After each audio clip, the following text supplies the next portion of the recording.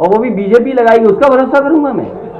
अरे जाओ भाई, हम बीजेपी का वैक्सीन नहीं लगवा सकते। फिर कौन सी बीमारी है कि जिसके चलते लोग लम्हा भर में जान गंवा दे रहे हैं? मैं आपके माध्यम से देश को बताना चाहता हूं कि लोगों में डर का माहौल है। कोई इसे कोविड का साइड इफेक्ट कह रहा है, कोई वैक्सीन का।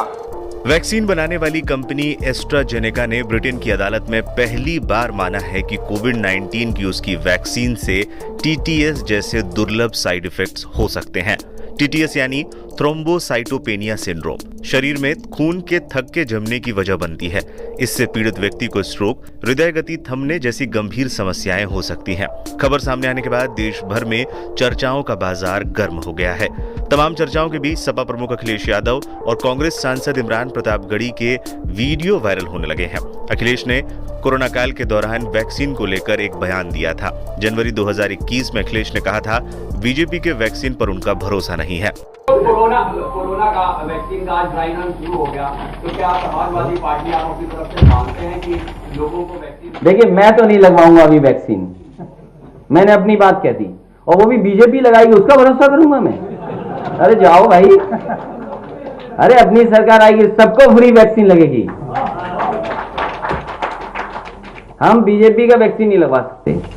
वहीं इमरान प्रतापगढ़ी ने संसद में देश में हार्ट अटैक से होने वाली मौतों को लेकर सवाल उठाए थे। मेरा जो आज का विषय है वो है demand to constitute a committee to examine the side effect of covid vaccines in the light of sudden deaths of people in the country.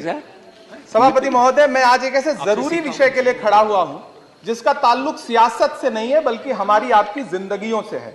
इन दिनों ऐसे ऐसे विजुअल हमारे सामने आ रहे हैं जिन्हें देखकर हम सबको एक ऐसी तबाही के बारे में सोचना शुरू करना होगा जिस पर कोई बात ही नहीं कर रहा है। इस उच्च सदन की जिम्मेदारी है कि ऐसे गंभीर विषय पर यहां बात रखी जाए। हम देख रहे हैं कि जिम में वर्कआउट करते हुए लोग गिर रहे हैं और दम तोड़ दे रहे हैं। क्रिकेट खेलते हुए एक बच्चा गिर के दम तोड़ दे रहा है। डांस करते करते लोग मर रहे हैं और खुशियां मातम में बदल जा रही हैं। मेरठ में एक 16 साल का बच्चा दोस्तों के साथ सड़क पर चलते चलते गिरा और दम तोड़ गया। ये विजुअल बहुत डरावने हैं, कोई इस पर बात तक नहीं कर रहा है। मैं हेल्थ की स्टैंडिंग कमेटी का सदस्य हूं।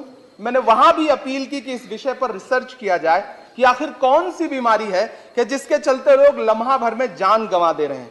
मैं आपके माध्यम से देश को बताना चाहता हूं कि लोगों में डर का माहौल है।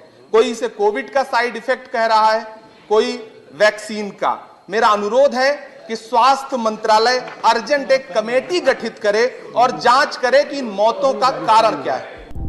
बता दें, ब्रिटेन के हाई कोर्ट में पेश दस्तावेजों में एस्ट्राजेनेका ने साइड इफेक्ट्स की बात कबूल की है। हालांकि वैक्सीन से होने वाले साइड इफेक्ट्स को स्वीकार करने के बाद भी कंपनी इससे होने वाली बीमारियों या बुरे प्रभाव के दावों का विरोध कर रही है।